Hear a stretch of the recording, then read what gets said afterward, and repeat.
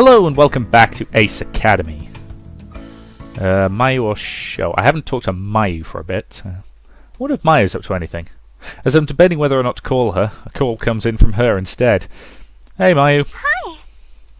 What's up? I wanted to see if you'd like to go to the bookstore with me again. Sure. I finished reading the manga I got last time. Me too. Actually, that's why I want to go back. I really liked it, and I want to get the second volume. That's great. Are you ready to go now? Yeah, if that's okay. Sure, I'll meet you there. After hanging up, I go and get ready. I hop on my bike and drive to the bookstore. Now is she going to be less awkward this time, because she was pretty awkward. Since I'm the first to arrive, I decide to wait for Mayu inside. The same employee from before is at the counter and greets me warmly. Hey, good to see you again. Welcome back.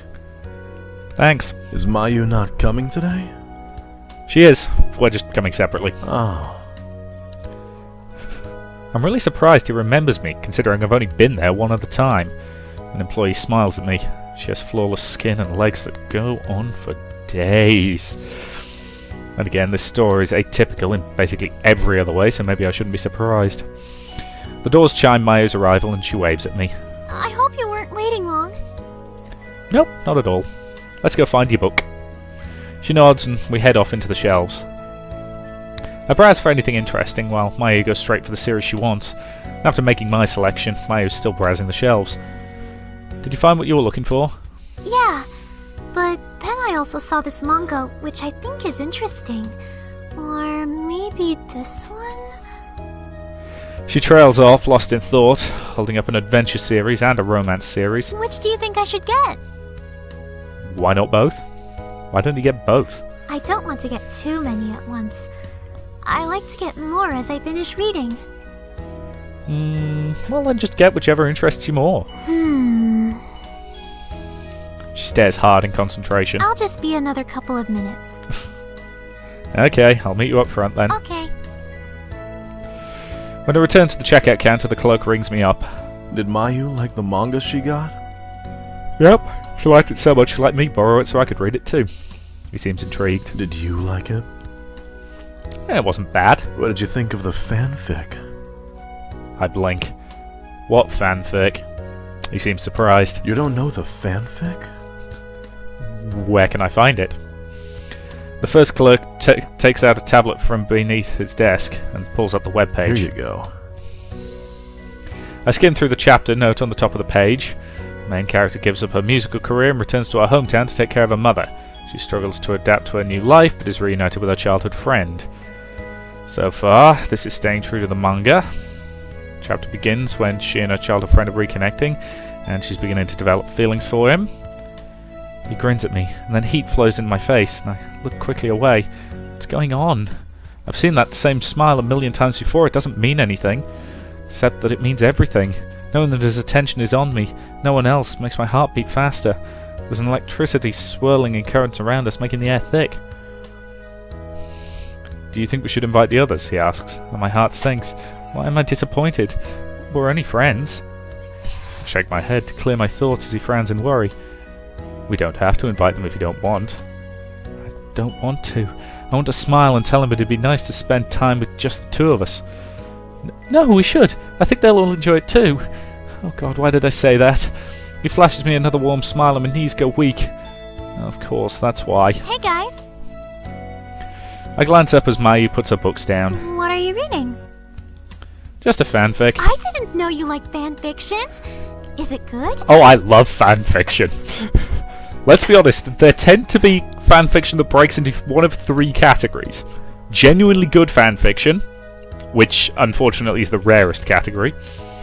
Kind of middle-of-the-road, boring fanfiction that, isn't really worth reading. And fanfiction that's so amazingly bad that it's just wondrous to read. If you've never read any, go read up anything written by Comics Nicks. For the simple reason that probably the best story that I don't want to spoil too heavily.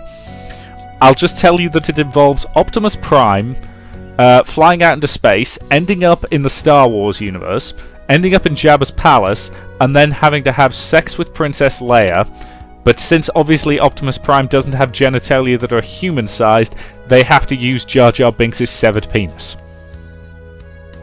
I promise this is a genuine story that exists, and it is amazing. Especially because it's also hilariously badly written. To the point where anyone who reads Comics Nix's stuff is genuinely uncertain whether English isn't his or her first language, if they're just really stupid, or if they're doing it on purpose. We can't tell. Anyway. I'm indifferent.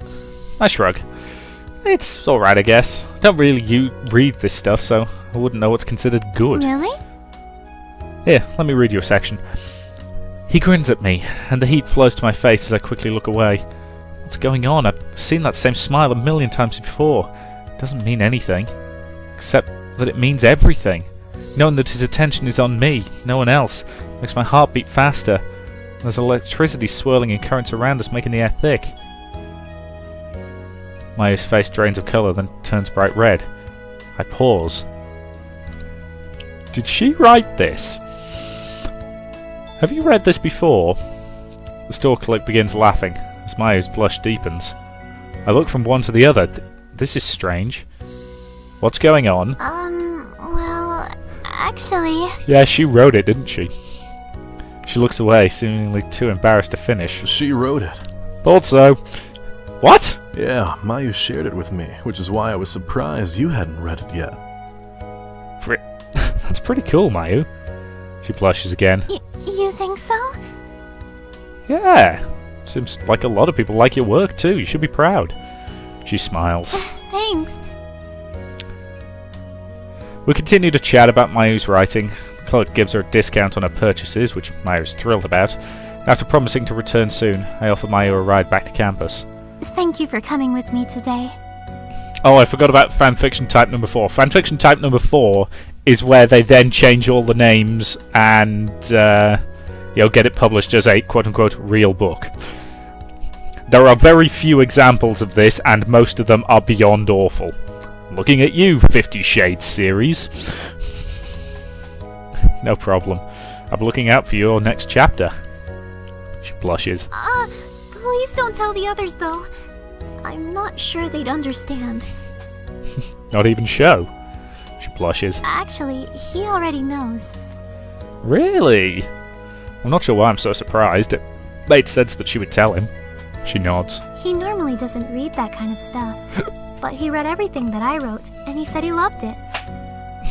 I'm glad Sho's finally getting more receptive to Mayu's interests and hobbies. And he may just have found a new interest... And he may just have found a new interest too. Well, I promise I won't say anything. Thanks. She smiles and waves goodbye. Who knew Mayu was so creative? Not only does she play an instrument, but she writes. I wonder if she can draw too. Hey, I play an instrument and I write, doesn't mean I can draw with crap. Also, I don't do either of those things terribly well. I want to put that out there. At some point I really must... one particular thing I've been bouncing around for years, and I really need to actually get around to actually writing the flaming thing down. Mulling over the thought, I head out. Hell, I'll even do the audiobook version myself. It's almost time for my appointment with Eludian.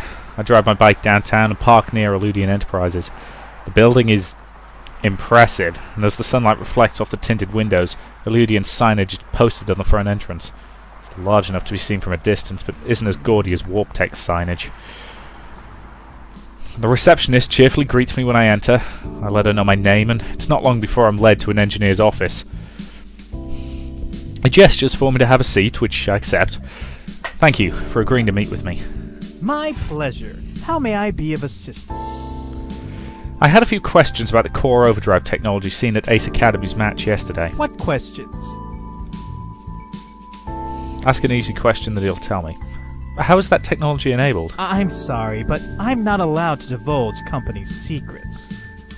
My apologies if the question was unclear. I meant to ask how Akira was able to enable the overdrive mode during the match. Yes, I understand. Unfortunately, that is not something I am at liberty to share. Seriously? Even Akira was able to give you that information. How come this man won't? Something strange is going on. How are you able to engineer the core's overdrive mode? That technology isn't common knowledge. I apologize, but I can't disclose company secrets. Bloody NDAs. I should have seen that coming. They're so tight-lipped. Does that mean there's some shady business going on here? Look, I'm not sure what's going on here. As far as I'm aware, that technology has not been made available. So how was that addition suddenly built into Akira's gear? Again, I'm sorry, but that's not something I'm at liberty to discuss. Obviously, this conversation's going nowhere. My frustration increases, makes my tongue loose. Then what can you discuss? Because so far, that's been the only thing you've said. He frowns. I don't appreciate that tone. I don't appreciate you stringing me along like this. Why did you agree to meet me if you had no intention of talking to me? If you ask me a question I am at liberty to answer, then I will gladly answer it for you. We're getting the corporate BS runaround. The only answers I need are for the questions I've asked. I'm sorry, but it looks like I won't be able to help you. I cross my arms. I am not leaving here without answers. Then I'm afraid I will have to call for security. I stare at him defiantly as he picks up the phone. And in a matter of minutes, 2 burly guards show up in the office. They each grab a hold of one of my arms and drag me from the office. Let me go! I can't leave until I get some answers! What is the meaning of this? A tall man dressed in a smart suit blocks the hallway. Why are the guards trying to forcibly remove this young man from the premises? We're just following orders, sir. I am the order here. Well, that's not ominous.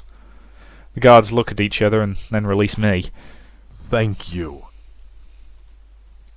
The man turns to me. What is this all about? Although he speaks softly, there's a clear air of authority around him. I don't dare act petulantly towards him, especially after he's given me a second chance to get my answers. I'm sorry, sir, but I came here looking for an answer to a simple question. What question? In regards to the overdrive core from the Ace Academy match yesterday. He studies me. You are a student here? Yes, a pilot. Come in my office. Perhaps I can help you. Swang. He dismisses the guards and leads me to a private office with large windows. I read the plaque on his desk, which is twice the size of my own. Donny Roos, CEO. I glance sharply at him, but he doesn't seem to notice. Why is the CEO getting involved with that kind of dispute? He offers me a seat, which I take. Maybe this is some sort of PR stunt. Although he seems helpful, I shouldn't let my guard down. Now, explain to me how I can help. I go through my explanation about the match yesterday and mention who I am. He seems intrigued after hearing my name. You're the pilot of Eagle? Yes. Your gear caused quite a bit of intrigue in the R&D community with your unique core. Then how exactly was Eludian able to possess that technology? He raises an eyebrow, as if implying the answer is obvious. We partnered with Midori Energy to develop the core.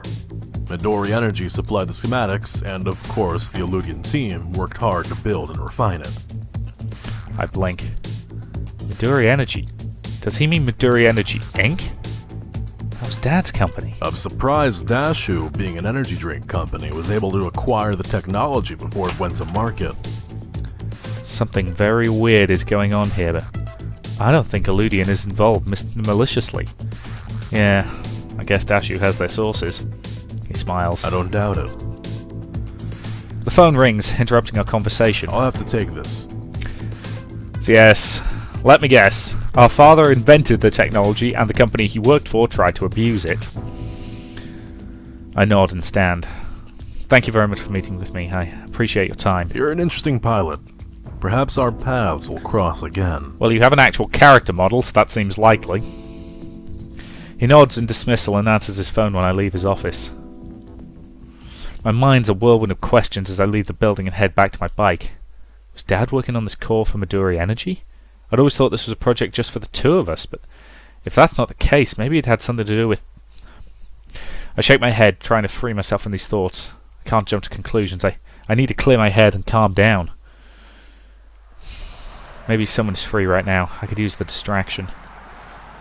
Carry over. I hadn't talked to Valerie in ages. I bet Valerie would want to hang out. I decided to give her a call. Hey there. I was just thinking about you. You know you're a shameless flirt, right? Oh, really? Yep. I was just thinking how fun it would be to go dancing. But I need a partner. You in? Why the hell not? I'm not much of a dancer. Don't think I'd make a good dance partner. So, it doesn't matter if you're good or not, as long as you have fun. If you need someone to stand on the sideline and watch everyone else dance, I can do that. Alright, but I bet I can get you dancing before the night's done. Good luck. Is this going to be on campus? You're funny. I'll text you the address. See you soon. Is this going to be a bloody nightclub? She hangs up, and a few seconds later my phone buzzes with a text. I get changed into something more comfortable, which I can still move in, and then drive to the address. As I get close, I see a line of people waiting out front as a bouncer checks everyone's IDs. This is not what I was expecting. Valerie stands right up front and waves me over. Finally, you're here. I almost thought you weren't coming. We at a club? Obviously. Where do you think people go dancing? I don't know. Ballroom dancing? You should have seen... You should see me at Swords at the moment, because for some reason, one of the people there has a habit of plugging his MP3 in and just giving us some music in the background, and some of it's really appropriate. Theme from Braveheart, for example, great combat music. But during the warm-up, he started putting on things like the Can-Can and the main waltz from Swan Lake, and you're just thinking, okay, yes, granted, this gives interesting, rhythm to our warm-up, but really? Okay. I thought you were talking about a dance class. Valerie laughs. Nope. I glance up at the bouncer ahead as he turns away a couple of underage girls. How do you expect to get in? With my ID, of course. She pulls out her ID, which labels her as 20. Where did you get that? She smirks. I have my ways. Oh boy, it's better than my old fake. Whoa, that's way better than my old fake. Valerie looks intrigued. You had a fake too? He comes from America. The legal drinking age in a lot, that's 21. It's dumb. For the record, I've been drinking alcohol since I was about 13, and I've been drinking cocktails since I was about 14, 15. Which means that, yes, while I do like to drink, I never understood the point of binge drinking. If you can't remember what happened the next morning, what was the point? We have a very French attitude to alcohol. Introduce them to it relatively early and it loses its mystique. Don't make it something they're not allowed to touch until they're 21, because then the second they hit 21, they'll go mental. Sure, I also would have get into bars back in the States. Oh yeah? Now who's the underaged one? Says the girl holding a fake. Valerie puts her finger to my lips. Not so loud. I'm gonna get in line. Valerie laughs. Who stands in line? She strides right up to the bouncer and flashes him an irresistible smile, and slips her ID into his hands. He grins appreciatively at her and waves her in, but stops me as I try to follow. He's with me. Valerie touches the bouncer's arm and gives him a sultry look. It would make me really happy if you let him in too. See, that's actually a well-known tactic. I've genuinely seen girls who do that. Sometimes it works, sometimes it doesn't. Admittedly, the best, one night out. This is the problem. I've got very limited supply of one night out stories because I don't go out, that often. But yeah, one night out, girl tries that particular trick, kind of stroking his arm and just, being really nice to him, and he just looks at her, and he's this big, massive, sort of bearded guy. Just looks at her, and in the campest voice you've ever heard, just says, "Nice try, darling." I can't do the voice. I can't do a voice that camp without it sounding homophobic. But he does basically just the campest voice you've ever heard and just goes, "Back of the line." And then lets in this really, this fairly attractive bloke like 20 seconds later. It's hilarious. She looked really put out. He sighs, checks my ID and waves me in. Valerie winks as we slip past the bouncer and into the club. I squint in the dim bar as my heart pulses in time with the bass. The place has a decent crowd for this time of night. I migrate towards the bar and order a drink and something age appropriate for Valerie. She accepts the drink with an amused glint in her eyes. Come on, let's dance. She grabs my hands and pulls me to the dance floor. I pull back. Hey, I don't dance, remember? She pouts. Are you really gonna make me dance alone? Rules for enjoying a club. You need at least one of these three... in my experience, you need at least one of these three things. Preferably all of them. Number 1, copious amounts of alcohol, so you don't care if you look stupid. 2, a large group of friends, or ideally, literally everybody there has to be people you know and don't mind making a fool of yourself in front of. Number 3, good music. Number 3 is the hardest to find. There's a reason why the most enjoyable time I had on a night out of that kind of thing was our sixth form leavers ball. For the simple reason that they asked us in advance what music we wanted. As in, they just put a thing up on the sixth form notice board where it's, fill in track requests. And I discovered that my year group had taste. Now that was surprising. I knew you knew what you were getting into when you asked me to come. Too bad. You don't get a choice. False flag choices! No, that's actually very realistic. She grabs my hand and pulls me onto the dance floor and then swings her hips in time to the beat and bounces in rhythm to the music. I sigh into defeat and begin tapping my toes. And once I feel more confident, I join Valerie in moving my hips. As I said, swordsmanship has ruined me because I realised a while back when I went into a club one time, a little bit, bit drunk, dancing, just dancing on the floor, and then I realised I was doing bloody footwork drills. Because they've just been so ingrained into my leg muscles at this point. I told you I'd get you to dance. You win. She smirks. Oh god, don't do the chicken dance. Just, oh, who cares if I'm good or not? I'm just going to do what feels right. I sway my body in whichever way the music takes me. Sometimes my limbs don't respond quite the way I thought they would, and the movements seem a little jerky and uncoordinated. Valerie giggles. Are we having fun yet? I nod. This wasn't so bad after all. After dancing together for a while, I feel thirsty. I'm going to get another drink. You want anything? Valerie shakes her head. Okay, I'll be right back. I'll be here. This is also unrealistic because there's no goddamn way they could hold a conversation on a dance floor. I return to the bar and order a water and chug it in one long gulp. Dancing is hard work. I feel like I'm getting a workout. As I go find Valerie, some random guy corners her.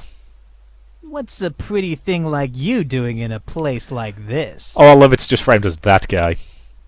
Valerie forces a smile and steps away from him. Sorry, but I have a boyfriend. A lie, but fair enough. It's the standard go-to lie in this situation, and it's a reasonable one. I'm just talking to you. That's not a crime, is it? How about I buy you a drink? Take the hint, dickhead. What a vulture. I step away for 1 minute. I stand behind the guy, about to say something, when Valerie glances at me and smirks. Then she refocuses on the guy. Just one drink? She's either going to ask for something insanely expensive, or she's going to kick him in the bollocks. That's right. Just one drink. Okay. Surprise me. As the guy heads to the bar, Valerie darts towards me and leads me away. Come on, before he comes back. Aw, you should have kicked him in the bollocks. That would have been funnier. I laugh as Valerie leads me to the far end of the club. We sit on a couple of free stools and rest. What a creep, right? Yeah, nice strategy telling him you have a boyfriend. Too bad it didn't work. Valerie gives me a strange look. What do you mean, strategy? You don't have one, do you? Of course I do. Wait, what? She's joking, right? I mean, Valerie makes all kinds of jokes. Her face holds no hint of a teasing smile. Wait, seriously? How come I'm only finding out about this now? You never asked before. If you have a boyfriend, then why did you invite me clubbing instead of him? Valerie's teasing smirk appears. To make him jealous. Yeah, gotcha. I frown. Valerie! I'm just kidding. No need to look so serious. I did invite him, but he's out of town. Ah, is this the Canadian boyfriend? How convenient. She pouts. Aw, that sounds like you don't believe me. I'm hurt. She pulls out her phone and shows me her text message string. See for yourself. The first text is from Valerie. Aw, since you won't be here, I'm going out with Richard tonight. Miss you! Hugs and kisses. He replied, Miss you too. Be safe. Have fun, but not too much fun. Don't worry, the real fun won't start until you get back. I've got a special treat for... Valerie snatches the phone out of my hands. The rest is a private conversation. Okay, I'm actually convinced you're telling the truth. Valerie grins and stands. Break's over, mister. Let's dance some more. We dance until our feet grow tired and we can't dance anymore. And as we walk out of the club, Valerie leans on me to ease her aching feet. Valerie pauses and slips her heels off, pulls out a pair of comfortable shoes from her bag. She seems overly prepared for this. How often does she go out dancing? That's actually the most sensible thing I have ever heard. The only problem is you'd need a fairly sizable bag to do that.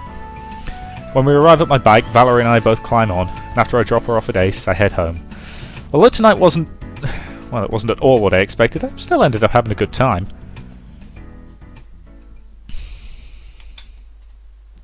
When I arrive home, Yuki's rummaging through the drawers in the living room. She glances at me and grins. Oh, good, you're here. Where are your rubber bands? Huh? Rubber bands, I need them. Why? She just smiles. Do you know where they are? What sneaky, evil thing is she planning? Yeah, bottom drawer, table beneath the mirror. Yuki searches through the drawer and pulls out a rubber band. Thanks. I watch her curiously as she wanders into the kitchen.